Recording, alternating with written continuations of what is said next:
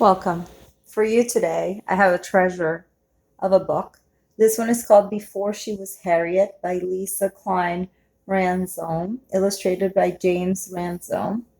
My friends in the second grade classroom at the BTU school, many of them have been studying Harriet Tubman, and this is a treasure I found, so I hope you enjoy learning a little bit more of the life of a very brave woman during a very difficult time in her life and the life of many others. As you know, we're always talking about justice and fairness, and we strive to make this world a better place and to study people who, with their courage and their actions and their words, have helped others and have helped the country become a more fair place to be. We still struggle with that.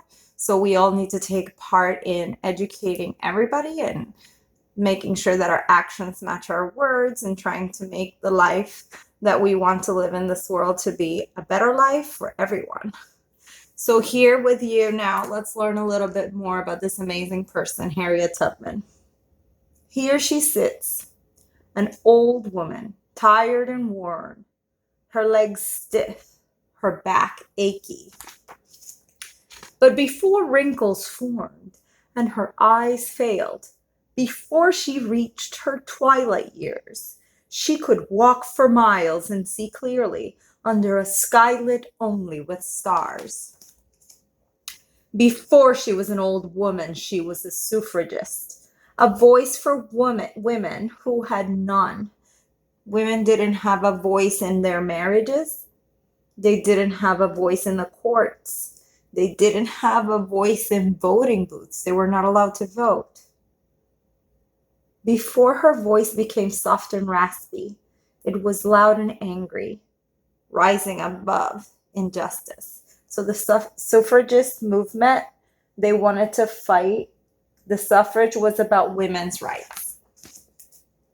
Before she was in the suffragist movement, she was General Tubman, rising out of the fog, armed with courage, strong in the face of rebels and planters and overseers, as they watched fields burn and bridges fall and 700 slaves stop chopping and start running, to a woman who ferried them to freedom on the Combahee River that turned River Jordan.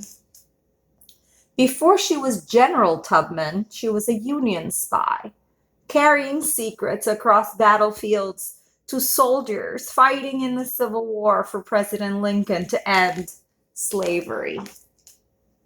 Before she was a Union spy, she was a nurse, caring for those hit with bullets and hatred and fear, tending to them with bandages and words in the bloody dirt of Southern soil.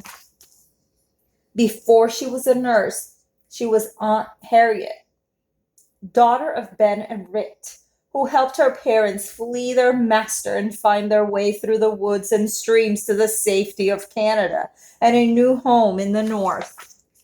Before she was Aunt Harriet, she was Moses, a conductor on an underground railroad with no trains, no tracks, just passengers traveling to freedom up north, through swamps, past slave catchers, across rivers under the cover of the night, seeking the promised land for her people, led by dreams and God and faith, a wisp of a woman with the courage of a lion.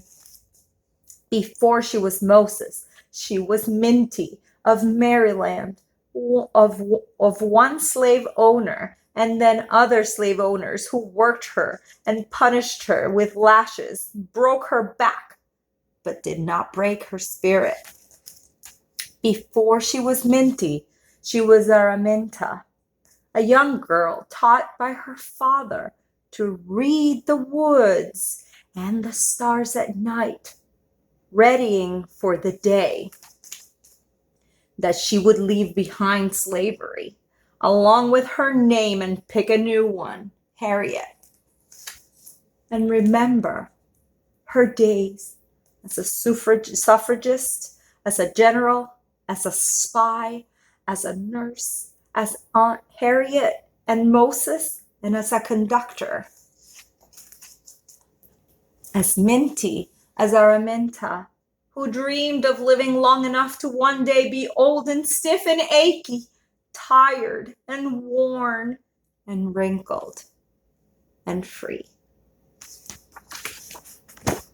We can always learn and try to learn about the heroes that were brave. She was a regular person, but she didn't let anybody break her spirit, and she fought for what was right, for what was fair, for a better life for everyone.